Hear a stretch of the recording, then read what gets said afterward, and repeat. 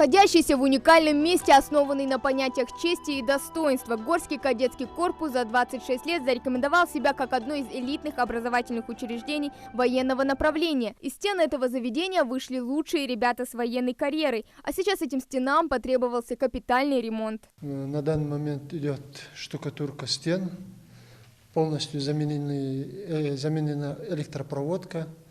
Сейчас, может, даже сегодня начнут работы по замене сигнализации противопожарной безопасности. И дальше будет меняться половые покрытия, потом подвесной потолок. Для всех нужд было выделено порядка 6 миллионов рублей из Национального фонда развития Ингушетии. Начало ремонту было положено во время посещения корпуса председателем правительства Владимиром Сластениным. Тогда он проверил условия учебного заведения, отметил хорошее состояние корпуса, однако годы эксплуатации привели материально-техническую базу учреждений к необходимости в частичном обновлении территории и помещений в уходе и ремонте. Корпус будет, как нам обещали, к 25 августа готов к приему кадетов. Помимо этого у нас идет замена подземных сетей коммуникаций и прокладка,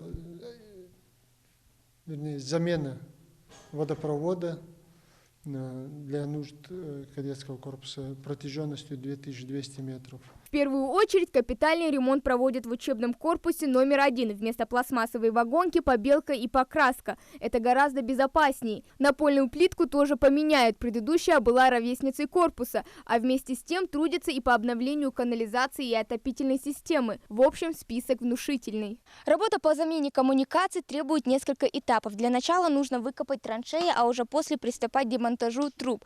К слову, вот эти вот 63-го года, то есть начало образования воинской части. Провести генеральную уборку, побелить стены, расставить парты по местам. Педагоги кадетского корпуса и ранее сами создавали себе чистоту и уют. К слову, Долтхан Китиева работает здесь 11 лет. Учитель ингушского языка и литературы признается, в новых условиях дети будут учиться лучше прежнего. Много лет мы мучились с этими проблемами. И очень хочется нам всем от лица всего коллектива хочется поблагодарить и главу республики за то внимание, оказанное кадетскому корпусу.